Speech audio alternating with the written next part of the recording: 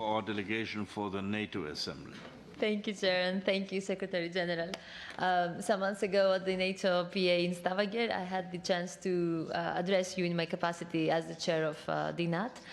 One of my points was exactly that, if NATO would participate in the refugee crisis, and you said that it wasn't the role of NATO to do so, which I hear that you say almost the same now, but then it will be involved. It will actively participate, overseeing procedures. So I understand that the contribution is important and it shows the capacity of NATO and the EU for future cooperation, as you said. However, I would like for you, if it's possible, to be more specific. If you could share some details on the operational planning and the coordination among the national authorities, Frontex and NATO forces in the Aegean Sea. So what kind of, how many ships will be there, for how long, what time, and how will the coordination happen? You said it's going to be just gathering information and exchanging data, but then if you see refugees, then you will have to return them back to Turkey. At the same time, given the fact that only yesterday we had 36 violations of the airspace, and we also have the sea borders being violated by Turkey, how do you think NATO could respond in case this thing continues to happen, the time you will be there, with your presence there, and in case Turkey uses NATO operation as a vehicle to question Greek sovereignty over the Aegean? And I'm sorry, just a last one.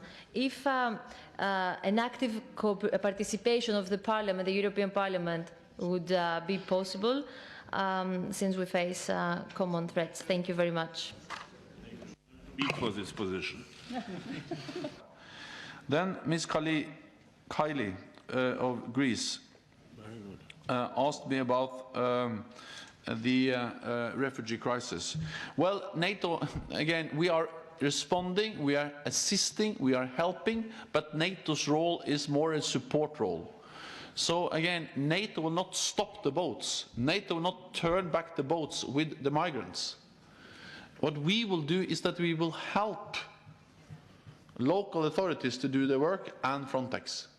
And of course, then the success is absolutely dependent on Turkey, Greece, Frontex.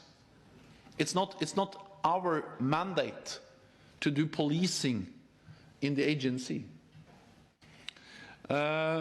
I think that the strength of what NATO is doing in the Aegean Sea is partly that of course, the European Union is playing a very important role. But Greece is a member of the European Union, but Turkey is not. So NATO is bringing, in a way, two countries, Turkey and Greece, together. And that is important in itself.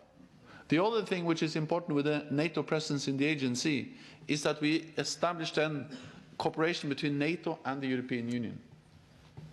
But again, it's up to, in a way, Frontex, Greek and Turkish authorities to, in a way, use the support they get from NATO.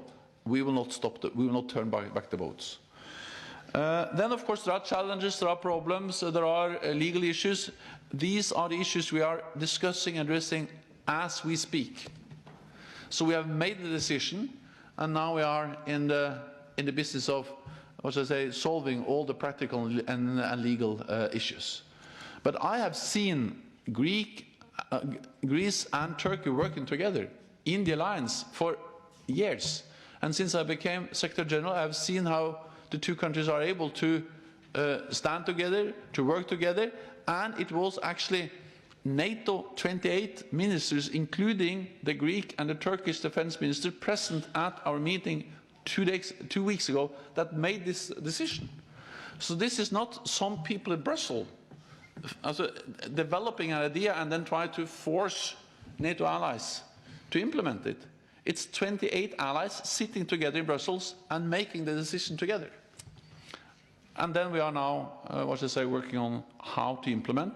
So therefore I'm not able to answer all the questions about operational details, but I feel very certain about that when we have made a strong political decision, when we all see the need for doing more to cope with, to tackle the migrant and the refugee crisis, and this is taking place in the Aegean Sea, affecting both Turkey, Greece, the whole of Europe, then we should show also the political strength to implement that decision as soon as possible, and we have already deployed ships in the area.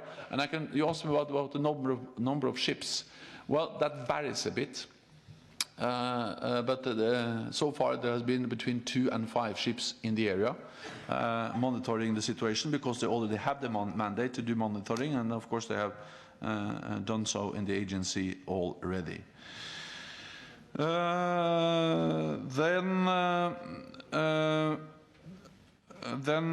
Yeah, just to underline, so NATO's presence in the Aegean Sea we are there to deal with the migrant and refugee crisis, not to do police work or not to monitor the airspace of any nation. So we will focus on our mandate, and that is to help dealing with the migrant and refugee crisis.